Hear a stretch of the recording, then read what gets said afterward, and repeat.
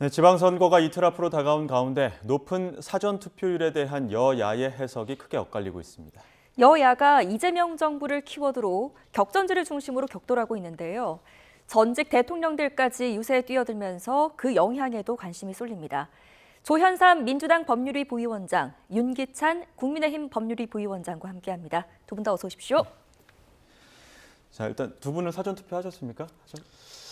일정 때문에 하지 못했는데 본투표 때 윤 해야죠. 변호사님 어떻게 하셨습니까? 네, 전 첫날 했어요. 그럼 윤 변호사님의 그 사전투표, 그 한 표가 어떻게 행사가 돼서 어떤 효과가 있는지 잠시 한번 짚어보도록 하고요. 여야는 그 높은 사전투표율이 서로 자신들에게 유리하다고 해석하고 있습니다. 각자 지지층이 결집하고 있는 것이라는 분석인데 일단 여야 목소리 들어보겠습니다. 이번에 14개의 보궐선거가 또 핵심 지역으로 많이 떠올랐고 그다음에 광역단체장에서도 매우 경쟁력 있는 후보들끼리 서로 경쟁하다 보니까 이번에 이제 이재명 정부의 어떤 성공을 위해서 국민들이 더 투표에 참여했다 이렇게 해석할 가능성이 큰 것이죠. 결과적으로는 투표율이 높으면 이번에는 민주당이 상대적으로 우리 민주당의 지지자들이 투표장에 많이 나왔다 이렇게 해석될 가능성이 매우 큰 것이죠. 양 진영이 좀 상당히 지방선거는 보통 투표율이 저조한데 정치적 의미를 많이 담는 선거가 됐구나. 주민 자치권까지도 이재명 대통령의 손아귀에 들어가 버린다 그러면은 절대 권력이 형성되니까 이거는 민주주의에도 심대한 위기가 될 것이고 또 어느 한쪽으로 크게 쏠려버리면은 그만큼 세상 사회가 불안해지는 거예요. 그런 측면에서 뭐 좀 견제 심리가 상당히 나오는 거 아니냐. 6.3 지선 그 사전투표가 23.51%로 역대 지방선거 중에는 최고의 사전투표를 기록했는데 보통은 사전투표율이 높으면 진보 진영에 유리하다 이런 이야기 많이 나오지 않습니까? 이번에도 그럴 거라고 보십니까? 충분히 그렇다고 보여지긴 하죠. 사전투표율이 이번에 역대 최고를 기록했는데 사전투표 제도가 도입된 이래 추세적으로 상승세를 보이긴 했습니다. 그럼 그 연장선에서 살펴볼 수도 있는 것이고 예. 사실 사전투표 제도라는 게 하나의 그런 투표 제도로서 아마 국민들 사이에서 안착된 그런 부분도 있어 보이긴 합니다. 그럼에도 불구하고 이번 사전투표율이 역대 최고를 기록한 것에 대해서 의미를 좀 부여하자면 지난번 이재명 정부가 출범한 이후 1년도 채 되지 않아서 여러 가지 효능감을 아마 많은 국민들이 느꼈을 겁니다. 본인이 행사한 한 표 때문에 지금 코스피가 8천 지수를 훌쩍 넘지 않았습니까? 그다음에 5국 3특이라든가 여러 가지 지방 균형 발전에 대한 여러 가지 청사진이 제시가 되고 있고요.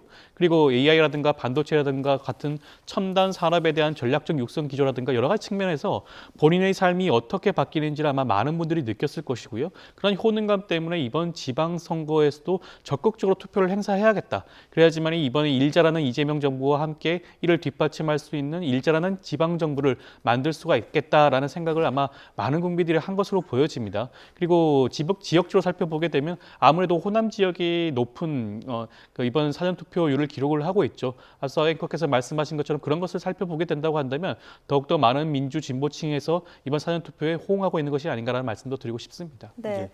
하지만 야당에서는 이번 사전투표율이 높은 이유가 보수층 샤이 보수가 결집했다 이렇게 분석을 하고 있던데 하지만 또 대구에서는 지금 투표율이 어떤 전라 지역과 비교했을 때 좀 낮게 나오지 않았습니까? 현재 상황 어떻게 분석하고 계세요? 대구 지역 사전 투표율이 낮았던 부분은 선거 때마다 반복되어 온 현상이었어요. 결국은 이제 투표율 전체 투표율은 큰 변동이 없는 상황이고 타 지역과 비교해도 크게 떨어지질 않거든요. 그래서 그건 의미가 없는 것 같고. 사전투표율이 실제 이 사전투표라는 제도가 이제 분할투표 형식으로 편리하게 이용하는 게 유권자들의 어느 정도 문화가 돼버렸기 때문에 사전투표율은 점점 높아질 겁니다. 따라서 전체 투표율에서 차지하는 사전투표 비율이 계속 늘어가고 있어요. 예. 원래 한 33%에서 지난번에 40%, 이번엔 조금 늘겠죠. 그러나 굳이 의미를 부여한다 그러면 실제 사전투표를 많이 해왔던 층은 직장인들이 많았고 직장인들은 상대적으로 2030 세대가 좀 있다고 치면 2030 세대가 예전에 비해서 투표에 좀 많이 나섰다. 따라서 2030 세대가 현재 이재명 정부의 이런 그 국정 운영에 대해서 어떻게 평가하느냐 이것이 제일 문제인데 실제 2030 세대는 이제 공정이나 아니면 권력남용 이런 것들에 대해서 굉장히 민감하거든요. 따라서 이재명 대통령이 하고 있는 힘을 더 달라고 하지만 힘을 어떻게 더 줍니까? 이 정도 힘을 막강하게 가진 적이 없어요.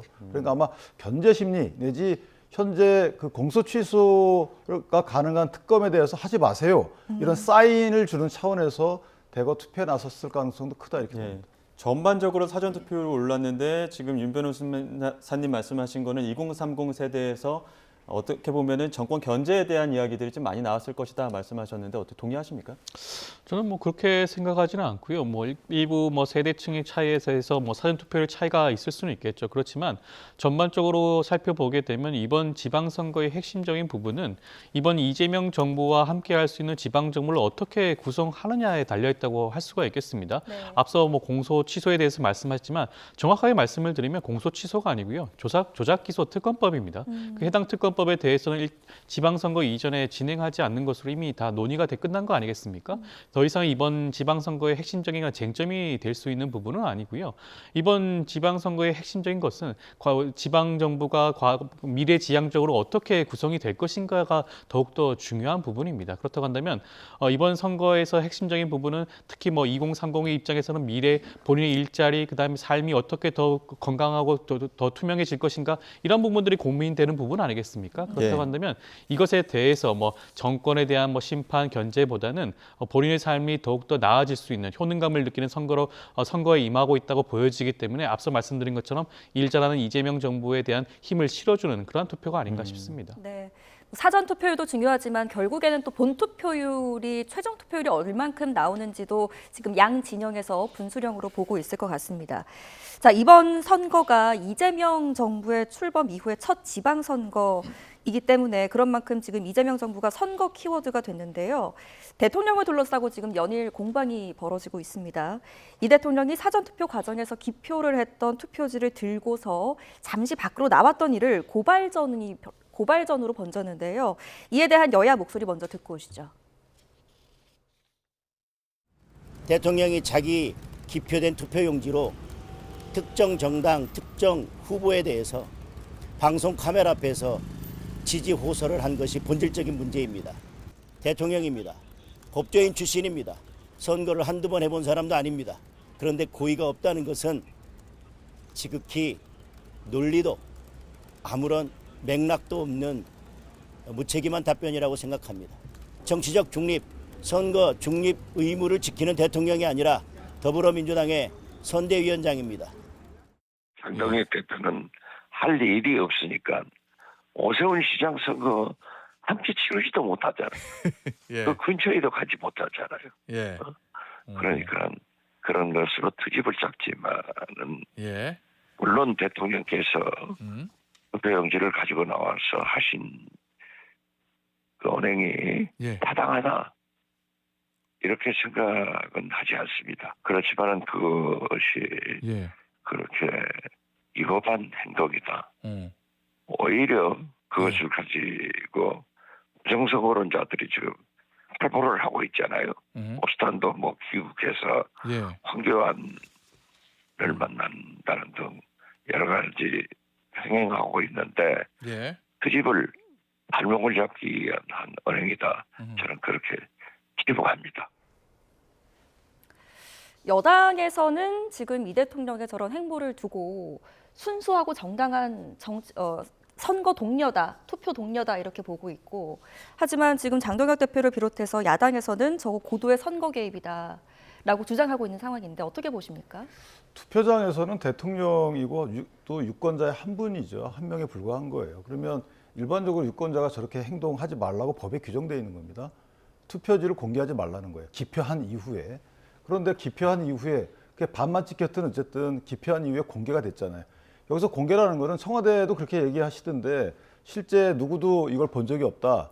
뒤에 김의겸 여사 봤잖아요. 또 하나는 저희가 법령에서 공개란 그 단어 구성 요건의 의미는 뭐냐면 누구나 인식할 수 있는 상태에 두는 게 공개예요. 인식한 사람이 있는지 없는지 현실적인 구체적인 상황을 고려하는 게 아닙니다. 그럼 저게 공개예요. 그러면 첫 번째는 저 투표는 공개됐기 때문에 대통령께서 예를 들어서 고의로 하셨든 그러지 않았든 이건 무효표 처리가 돼야 되는 게 맞아요.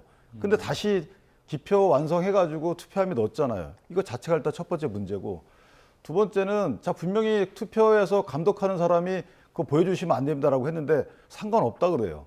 대통령이 법을 최종 해석하는 결정하는 기관이 아니잖아요. 그럼 투표관리관은 거기서 상당히 제일 큰 권한을 갖고 있는 사람입니다. 권한을 위임받은 사람이에요. 그럼 관리관의 얘기를 들었어야 되는 거죠. 그래도 상관없으니까 오라 그럽니다. 이건 또 무슨 경우죠?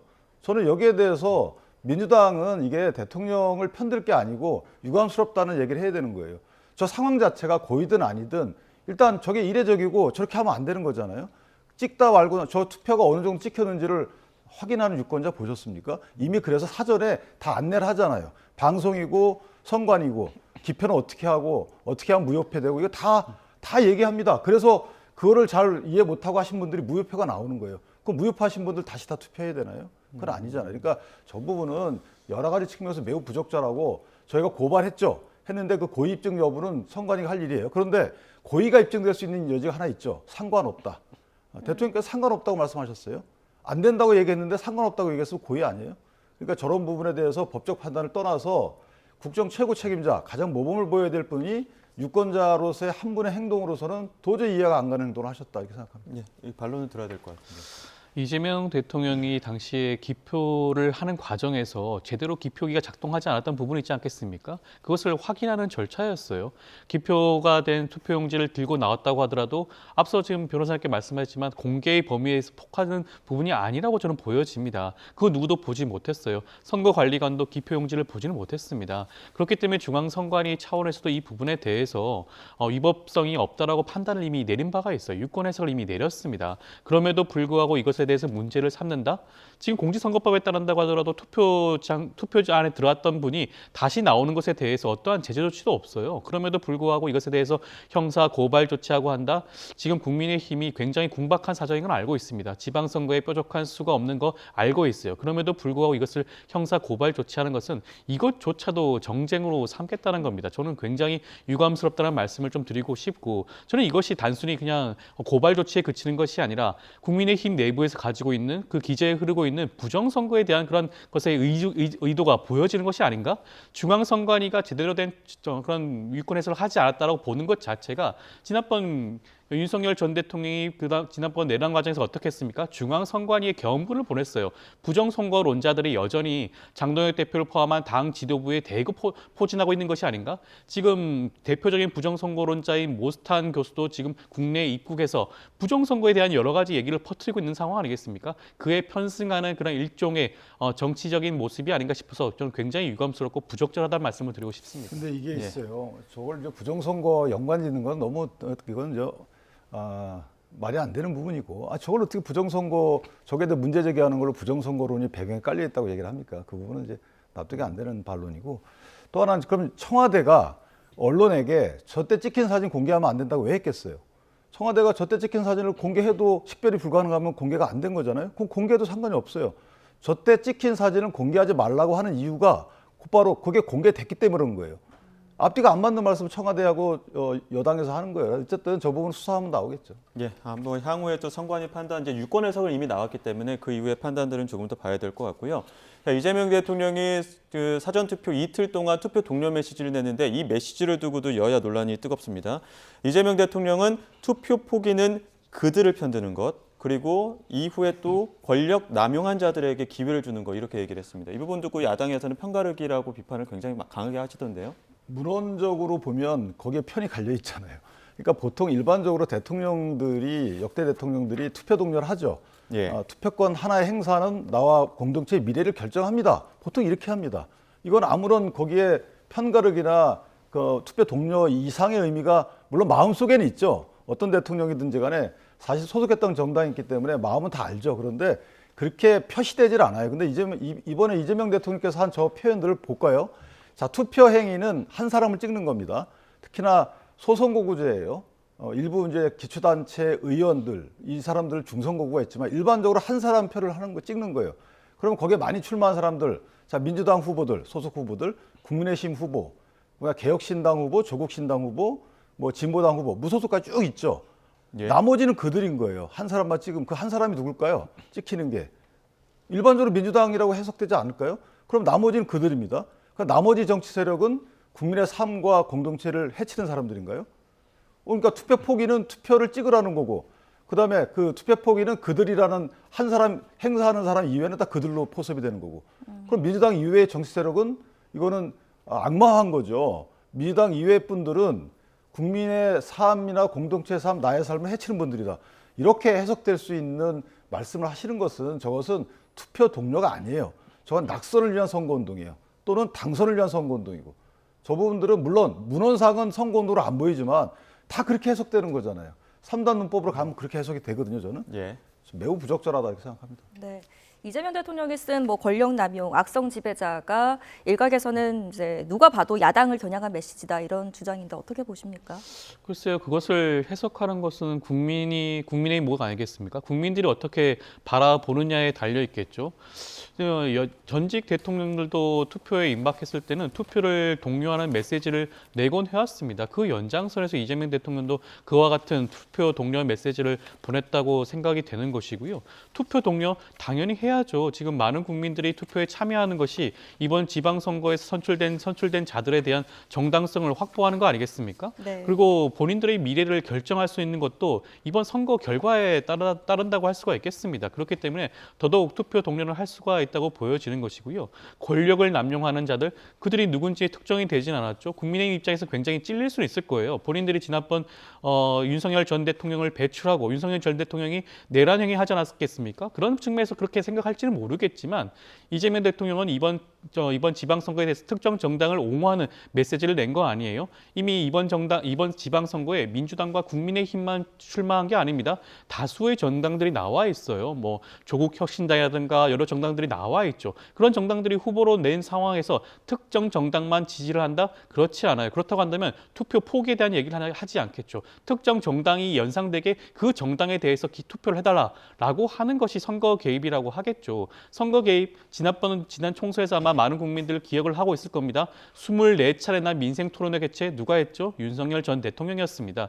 윤 전 대통령 그 이전과 그 이후에도 하지 않았던 민생 토론회를 선거에 임박한 상황에서 수차례 진행을 했습니다. 사실상 공약을 남발했죠. 그런 것이 대통령의 선거 개입이라고 할 수가 있는 겁니다. 투표 동료에 대해서 선거 개입 운운하는 것조차도 저는 이것도 하나의 정쟁화 삼는 게 아닌가 싶어서 굉장히 유감스럽다는 말씀을 드리고 싶습니다. 저희가 하나 생각해 볼게. 물론 역대 대통령들도 다 선거 개입성 그런 의혹을 받을 수 있는 행보를 다 해왔어요. 예. 은근한 방법을 했죠. 그다음에 선거 운동 기간은 가급적 안 했어요. 13일 동안은. 근데 이번엔 유독 선거 운동 기간에 지방 행보가 대통령께서 많고 또 해당 지방에 가서 뭐 부울경 같은 경우 가서 직접적인 공약 비스름한 말씀을 하시잖아요. 뭐 동남 그 투자은행 설립하겠다. 그다음에 회사 전문모범 조속히 만들겠다. 이런 부분들이 조금 도가 지나치다는 거예요. 그래서 그 부분은 자제해 주시는 게 맞죠. 예, 선거 때문에 나오는 이슈이기는 한데요. 그 부분 비롯해서 또 이번 선거에는 전직 대통령들의 움직임도 눈에 띕니다. 이명박, 박근혜 전 대통령까지 지원 유세에 가담하면서 막판 보수층 결집에 총력을 기울이고 있는데요. 관련 모습도 보고 오시죠. 말로 하는 정치인이 필요한 것이 아니고 정말 일하는 시장 뽑아야 부산이 발전할 수 있습니다. 지금 박영준 시장이 부산을 정말 미래지향적으로 좀 발전시켜 나가고 있습니다. 부산 시민들이 지혜롭게 일 잘하는 시장, 하던 일을 끝낼 수 있는 시장 박영준이 뽑아주길 바랍니다. 그 추경호 후보를 대구 경제를 살리는데 제1의 적임자라고 그렇게 믿고 있습니다. 그동안 좀 시간이 지났지만 국무조정실장을 하실 때 저와 같이 호흡을 맞춰서 일을 한 분이고 또 그때 일을 참 잘하셨습니다. 그래서 부디 믿고 많이 지지해 주시기를 부탁드리겠습니다. 네, 이명박 전 대통령 오늘 또 서울숲을 찾는다고 하고요. 전직 대통령들의 그 선거운동 동선이 굉장히 깁니다. 크고요. 이 부분 어떻게 좀 바라보십니까?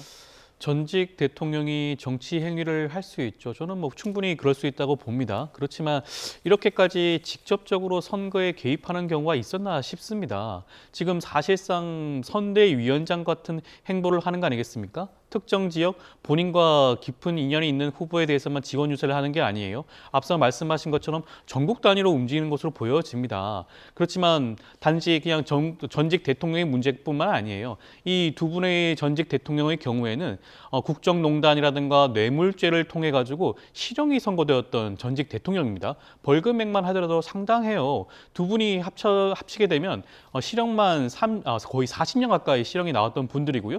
벌금액만 300억이 훌쩍 넘는 분들입니다. 그런 분들이 지금 어떻게 보면 정치 원로로서 여러 가지 국정의 여러 가지 그냥 아젠다라든가 그런 데 대한 것이 아니라 특정 진영의 선거를 위해서 나선다? 저 굉장히 부적절하다고 봅니다.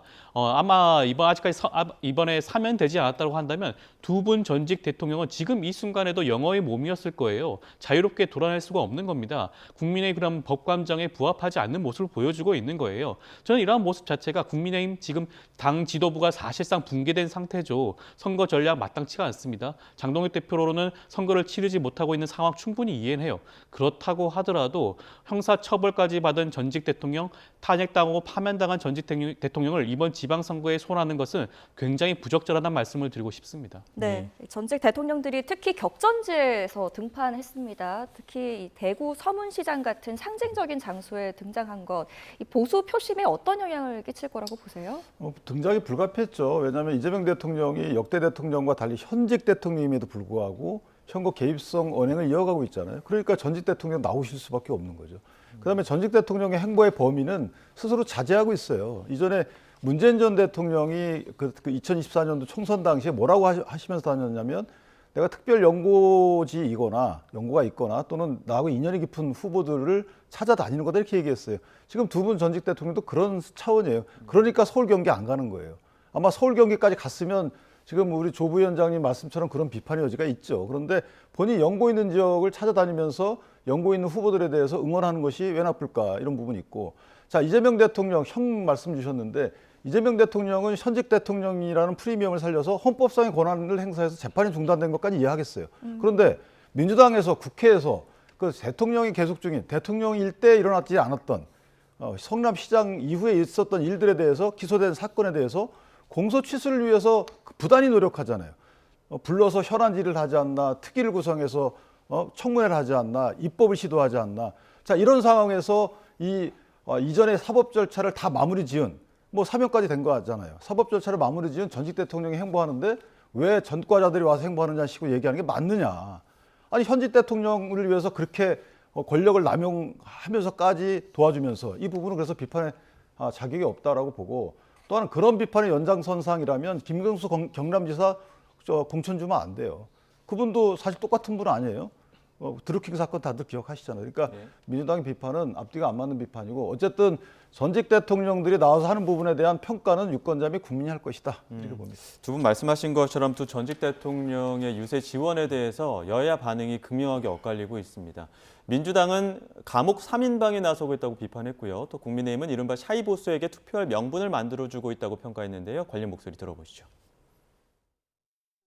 새 전직 대통령의 공통점은 감옥에 있거나 감옥 갔다 왔거나 감옥 3인방입니다. 이것은 과거 퇴행이고 민주주의에 대한 왜곡이고 그리고 국민 무시입니다. 감옥 3인방이 내란 세력의 부활을 꿈꾸는 것은 아닌가 국민들은 의심합니다.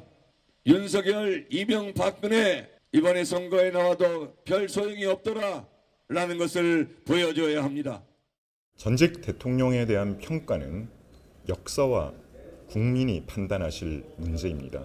두 전직 대통령께서 보수의 구심점이 되어주시고 투표를 해달라는 강력한 메시지를 발신하고 계시다고 생각을 합니다.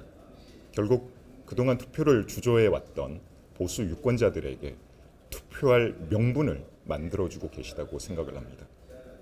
샤이 보수들과 그동안 투표를 주저하고 계시던 국민의힘 지지자들에게 국민의 힘을 찍어달라는 메시지를 발신하고 계시다고 생각합니다. 네, 두 전직 대통령의 등판, 적절성 여부를 떠나서 효과는 어떻게 보십니까?